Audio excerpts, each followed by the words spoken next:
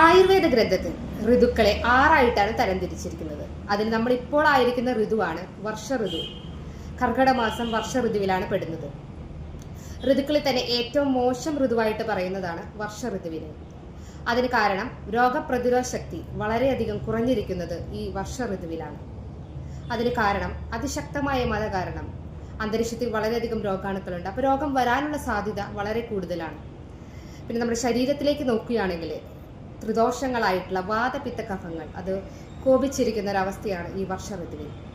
ഒപ്പം തന്നെ നമ്മുടെ ദഹനശക്തി അത് വളരെയധികം കുറഞ്ഞിരിക്കുന്ന സമയം കൂടിയാണ്. ഇനി ഇതിനെ ഓവർകം ചെയ്യാനായിട്ട് നമുക്ക് എന്തെല്ലാം ചെയ്യാമെന്ന് നോക്കാം. നമ്മുടെ പൂർവികരായിട്ട് കർക്കിടകത്തിൽ പലതരം ആരോഗ്യ സംരക്ഷണം അവർ ചെയ്തിരുന്നു.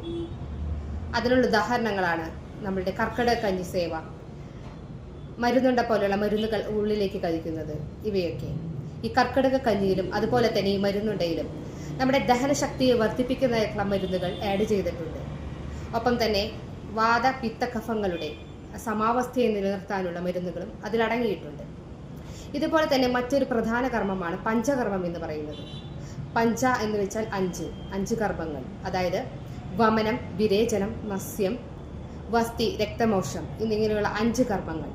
ഇവ ശരീരത്തിലെ മാലിന്യങ്ങളെ ശോധനം ചെയ്യുന്നതിന്, മാലിന്യങ്ങളെ നീക്കി ശരീരത്തെ കൂടുതൽ സജ്ജമാക്കി സ്വാസ്ഥ്യത്തോടെ കൂടിയായിരിക്കാൻ, ആരോഗ്യത്തോടെ കൂടിയായിരിക്കാൻ സഹായിക്കുന്ന കർമ്മങ്ങളാണിവ. ഇവ യുക്താനുസരണം ഒരു ഡോക്ടറുടെ നിർദ്ദേശപ്രകാരം ചെയ്ത് നമ്മുടെ ശരീരത്തെ രോഗങ്ങളെ പ്രതിരോധിക്കാൻ സജ്ജമാക്കാം.